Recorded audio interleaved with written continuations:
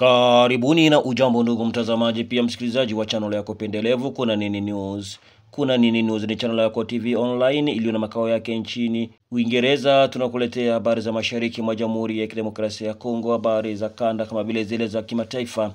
Leo ni Ijumaa ya tarehe Juni 20 mwaka wa 2025. Ndugu mtazamaji, katika matangazo yetu ya asubuhi ya leo ni kwamba Tume la kulinda amani la Umoja wa Mataifa nchini Kongo, MONUSCO kwa ufupi, yatoa zawadi ya pikipiki 32 kwa machifu wa kata zote zinazounda jiji la Beni. Ndugu mtazamaji pia msikilizaji wa Kuna Nini News, hayo yalishuhudiwa siku ya tarehe Juni 19 mwaka huu. Ilikuwa ni siku ya Jumatano. Habari tulizo nazo zasema kwamba Tume la kulinda amani la Umoja wa Mataifa nchini Kongo, MONUSCO kwa ufupi, waliweza kufanya kitendo hicho ambacho kimewainua machifu wa kata mbalimbali katika jiji la Beni ili kuwarahisisha kufanya kazi yao, haswa ile ya kulinda raia na mali yake, na kwa kuingilia haraka inapohitajika machifu wao wakitembelea kuona wakaaji ambao wanawachunga na ambao ndiyo jukumu lao kujua kinachoendelea katika maeneo wanayoongoza. Tafrija za kazi hizo za kutoa pikipiki hizo kwa machifu hao ambao ndio viongozi wanaowakilisha rais wa nchi maeneo ya misingi ziliweza kufanyika siku ya Jumatano ya tarehe 19 Juni mwaka wa 2025, na miongoni mwa watu waliofaidika kando na kata zinazounda jiji la Beni, yani kando na kata 30 zinazounda jiji la Beni, kuna vile vile vitongoji viwili vilivyo nufaika na pikipiki mbili. Kwanza ni kitongoji cha Ngite kama vile huko Mavivi.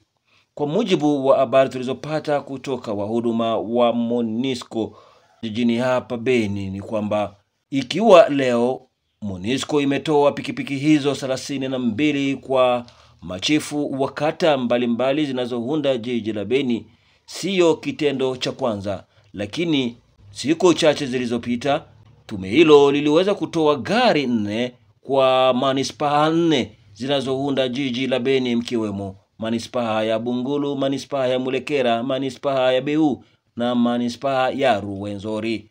Yote hayo yalishuhudiwa katika jiji la Beni kwa ajili ya kukuza uhusiano na ushirikiano kati ya tume hilo la Umoja wa Mataifa na wako viongozi wa mitaani, kwa kuwa ni miongoni mwa majukumu yao.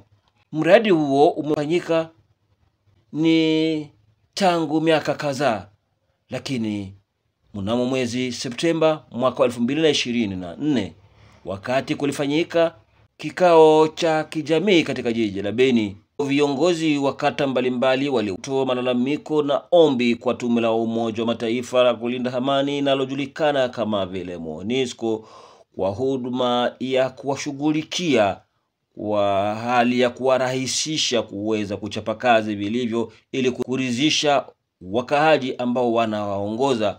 Wakalalamikia kuhusu uchukuzi pamoja na masuala ya mawasiliano na mambo mengine kadha wa kadha, na kutokana na matatizo mbalimbali wanayokabiliana nayo viongozi wa mitaa ili wapelekea MONUSCO kufanya hivyo ili kujibu kwa malalamiko ya wakaaji wa jiji la Beni kupitia viongozi wao wa kata mbalimbali. Ndugu mtazamaji pia msikilizaji wa Kuna Nini News, ni hayo ambayo tumeweza kuyashuhudia, hali iliyopelekea machifu wa kata mbalimbali kutoka chini katika hali ya kuinuliwa. Kwa hali hiyo, hivi kila mmoja atakuwa na urahisi wa kutembea katika kata zake ili kujionea mwenyewe mambo yanayoendelea. Ni vema tukumbushe hapa kwamba tafrija zote hizo ziliweza kufanyika kikuweko mwenyekiti wa ofisi ya MONUSCO katika jiji la Beni, Abdurrahman Ganda, ambaye alizungumzia kuhusu majukumu yao kwenye ardhi ya Jamhuri ya Kidemokrasia ya Kongo, huku meya wa jiji la Beni kwa upande wake Kamishna Jacobe Nyafondo Tekodale akiweza kupongeza tume la kulinda amani la Umoja wa Mataifa MONUSCO kwa ushirikiano wao bora, haswa uhusiano walionao wao kama vile viongozi wa dini, nao MONUSCO kama vile wakilishi wa Umoja wa Mataifa maeneo haya ya Beni.